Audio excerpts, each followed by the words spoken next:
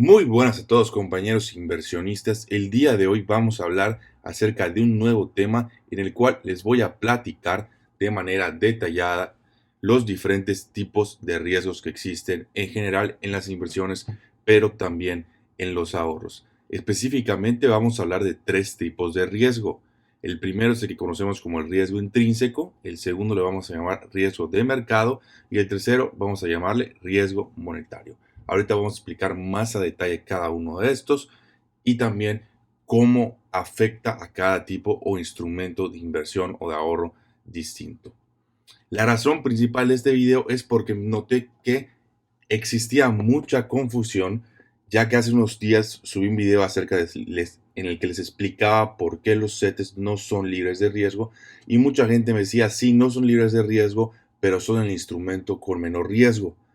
Y acá entramos en una disyuntiva, porque para empezar, número uno es cómo mides el riesgo, ya que no existe una fórmula matemática para medir el riesgo. Y número dos, de qué tipo de riesgo estamos hablando, ¿no? Porque es muy diferente un tipo de riesgo intrínseco a un tipo de riesgo monetario, que es específicamente lo que sucede con los CETES.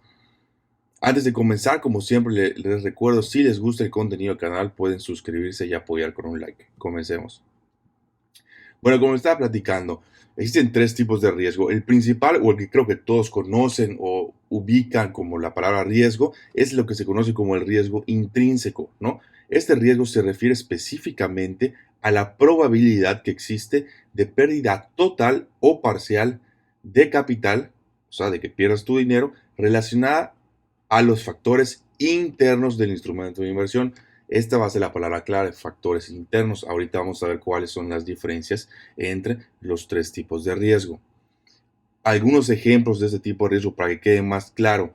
Por ejemplo, en las acciones se refiere a la posibilidad de que la empresa quiebre, obviamente exagerando hasta este punto, o que el negocio se deteriore, ya que si el negocio con el paso de los años se deteriora y tú esperabas que vaya mejorando año con año, pues obviamente eso va a generar una posibilidad o probabilidad de pérdida parcial de capital. Ya si se declara en quiebra, puede ser una pérdida total de capital.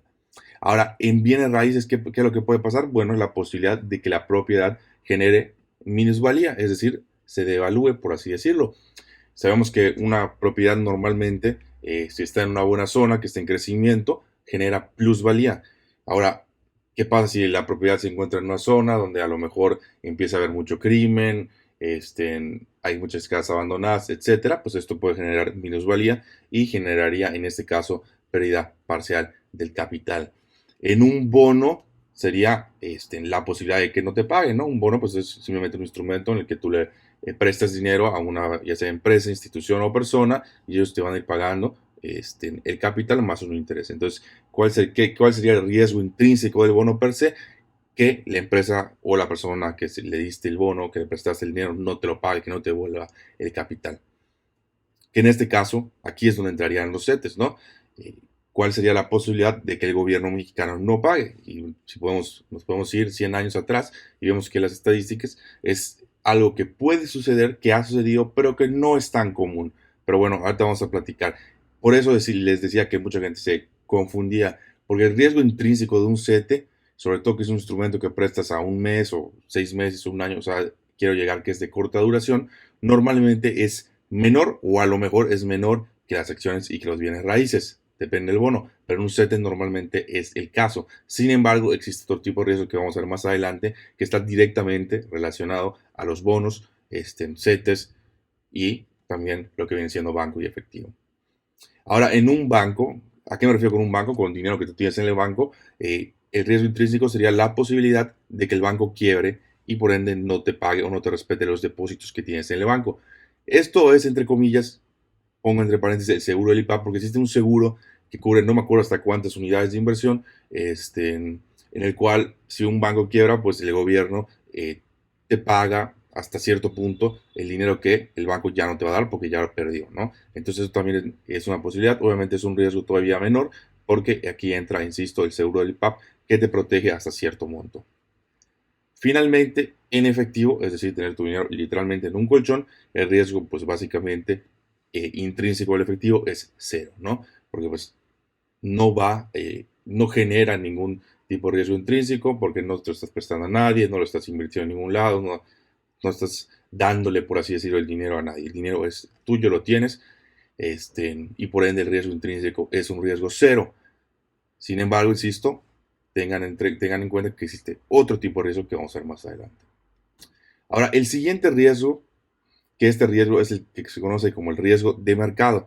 Ese es un riesgo más general, ¿no? Y específicamente se refiere a la probabilidad, volvemos a lo mismo, de pérdida de capital relacionada ahora sí a factores externos al instrumento de inversión. Normalmente provienen de fuerzas que no podemos controlar, como por ejemplo un desastre natural, que te tienes un bien raíz en la playa y llega un huracán y destruye completamente en tu casa o lo que fuese, o tu departamento, pues bueno, ese es un riesgo de mercado que no podemos controlar, ¿no? Otro tipo de ejemplo sería una guerra, no sé, que existe una guerra y que igual bombardeen tu casa. Yo estoy poniendo ejemplos drásticos, pero para que quede claro, que haya una revolución interna, entonces pues obviamente todo lo que viene siendo propiedades, hasta las empresas, las acciones de las empresas, pues puede ser que lleguen a valer cero, ¿no? Expropiaciones igual de que, ay, tengo mi terreno acá, no, pues me lo quitó el gobierno, pues listo, perdiste completamente tu inversión, etcétera, ¿no? O sea, hay bastantes ejemplos, pero lo importante que hay que entender acá es que es un riesgo externo y que no podemos controlar, ¿no? Por eso les pongo que ningún instrumento de ahorro o inversión está 100% protegido de estos, ¿no? Este riesgo normalmente es el que comento que no se deben de preocupar porque, insisto, no lo pueden controlar. Ahora, ¿qué es lo que podemos controlar?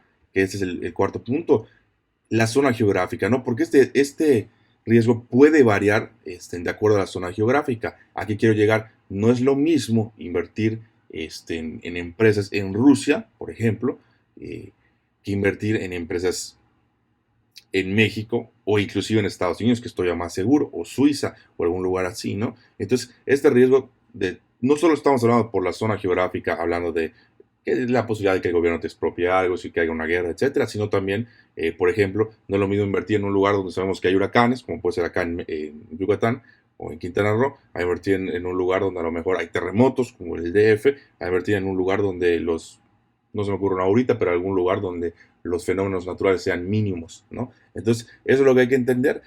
Sí varían de acuerdo a la zona geográfica, de acuerdo al país, en muchas ocasiones, porque por ejemplo, insisto, no es lo mismo invertir en Rusia, que muy probable en el momento que invertiste que el gobierno te expropie tu capital por la situación de la guerra, a invertir en Estados Unidos, lo cual no significa que sea probabilidad cero, pero es mucho menos probable. A eso quiero llegar, ¿no? Entonces hay que entender que sí existe una diferencia, más que por instrumento, por zona geográfica, ¿no?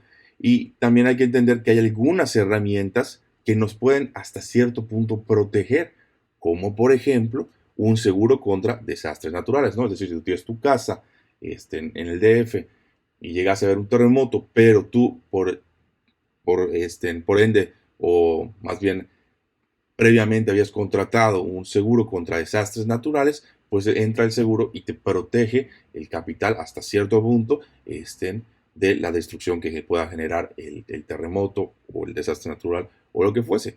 También hay algunos tipos de riesgo, o dentro de este riesgo de mercado hay algunos riesgos que no se pueden controlar.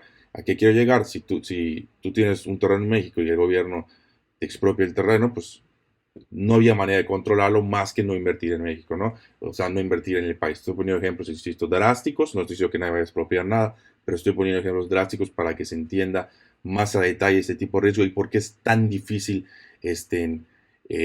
de protegerte ante ¿no? Y también puede ser difícil de cuantificar, ¿no? Porque pues a lo mejor los desastres naturales están un poco más fáciles de cuantificar, entre comillas.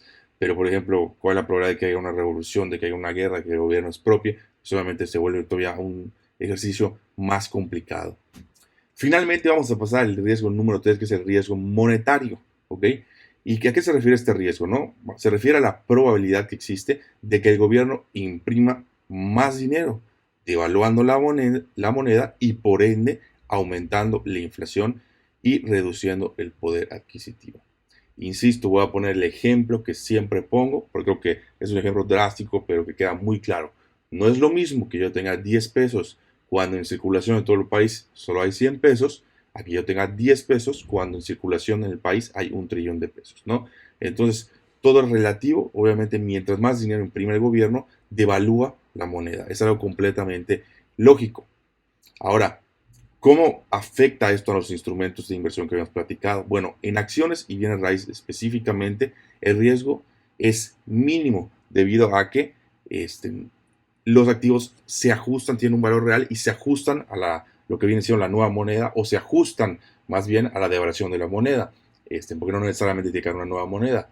Ejemplo, si tú tienes una casa y en 5 años se devalúa el precio por alguna razón un 50%, la casa lo más probable es que valga mínimo un 50% más, sin considerar la posibilidad de plusvalía o minusvalía. No estamos hablando específicamente de eso. De hecho, si tú agarras en un estudio bastante interesante, si tú agarras lo que viene siendo todo lo que subió el valor de los bienes raíces y lo comparas con el dinero impreso específicamente en Estados Unidos en los últimos, creo que fueron 50, 100 años, te vas a dar cuenta que en promedio lo que sube los bienes raíces es exactamente lo mismo que la cantidad de dinero que se imprimió, ¿no? O que la cantidad de devaluación que generó el dólar. ¿Por qué quiero llegar a esto? Porque es algo completamente lógico, ya que las plusvalías y minusvalías se cancelan entre sí, por así decirlo, ¿no? Porque, bueno, a lo mejor si esta zona tiene plusvalía es porque hay otra zona en otro lado que tiene minusvalía. Entonces, en promedio, el valor de los bienes raíces no debería de subir, al menos que se imprima más dinero, que no es que suba el valor de los bienes raíces, más bien es que el dinero, el valor de la moneda baja, ¿no? Porque siempre hay una dualidad al momento que estás pagando por algo. Entonces eso también es importante entender. También las empresas, como generan un bien o un servicio, normalmente se pueden adecuar y subir los precios. No todas las empresas, obviamente si son empresas de menos calidad, a lo mejor se ven en apuros ante la devaluación de la moneda, pero empresas de calidad tienen la capacidad de irse adecuando a estos cambios o a esta devaluación de la moneda, ¿no? Ahora, ¿cuál es el otro caso? Que es lo que platicamos en el video de los CETES, es el caso de bonos, bancos o efectivo. Vamos a agregar CETES, que es básicamente lo mismo que bonos, para que quede claro. En este caso, tienes una pérdida directamente relacionada a la disminución del poder adquisitivo de la moneda. ¿A qué quiero llegar con esto? Si tú compras un bono a 20 años y ese bono te va a dar un rendimiento del 5%, por poner un ejemplo, si hay un 6% de inflación, tú no lo vas a ver físicamente, pero técnicamente estás perdiendo un 1%, ¿no? Porque estás perdiendo esa capacidad de poder adquisitivo. Es decir, una computadora, a lo mejor con ese dinero podías comprar una computadora y en 10 años ya no te va a ser suficiente para comprar la misma computadora o una computadora de similares características, ¿no? Entonces, hay que entender esto, porque es muy difícil que la gente lo entienda este tipo de riesgo, porque es un riesgo que yo llamo silencioso, ¿no? Porque no se ve, ¿no? Normalmente no lo ves.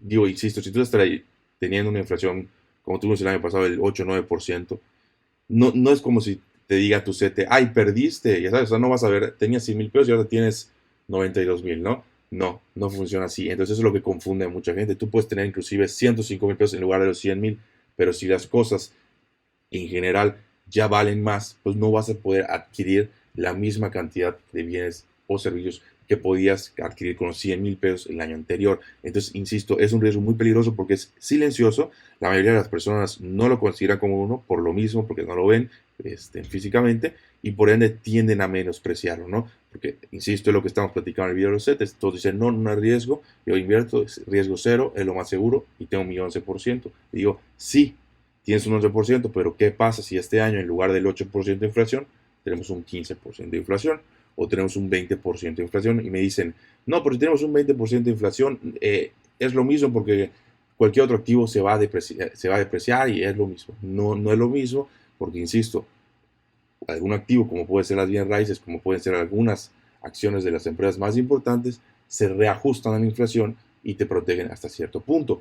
De hecho, si tú ves el índice de las acciones de Argentina, ha subido de manera casi proporcional a lo que ha habido de inflación, ¿no? Entonces te ha protegido hasta cierto punto de la inflación, a lo que los CETES, o en ese caso, no si son CETES o bonos gubernamentales, lo que fuese, no lo han logrado hacer, ¿no? Entonces eso es lo importante que entender.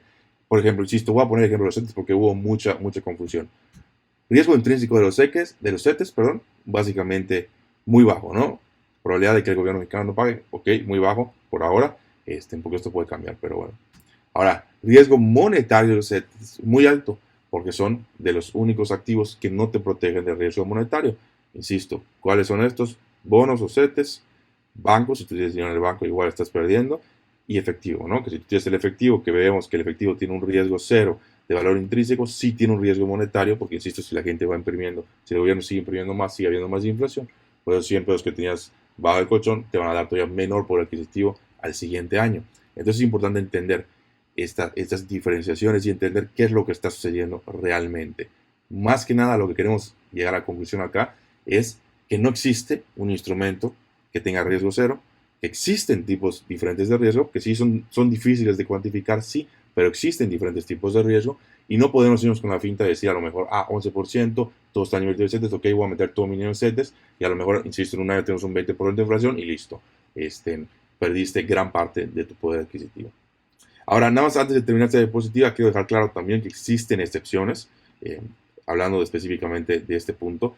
Específicamente existe lo que se llaman los UDI bonos, que son bonos que se ajustan a la inflación, ¿no? Entonces, si hubo un X% de inflación, el valor nominal del bono se ajusta a ese porcentaje. Entonces, esto también es bueno porque te sirve como una herramienta para protegerte de la inflación, sobre todo en economías como la mexicana, donde tiende a haber una inflación más alta que en economías desarrolladas. Ahorita en general ha habido inflación muy alta en todos los países, pero conforme en teoría deberíamos de regresar a las medias tradicionales, estaríamos hablando de que en general, mientras, digo no que seas del tercer mundo, pero mientras seas un país con potencial mayor de crecimiento, tiende a haber más inflación en tu moneda, ¿no?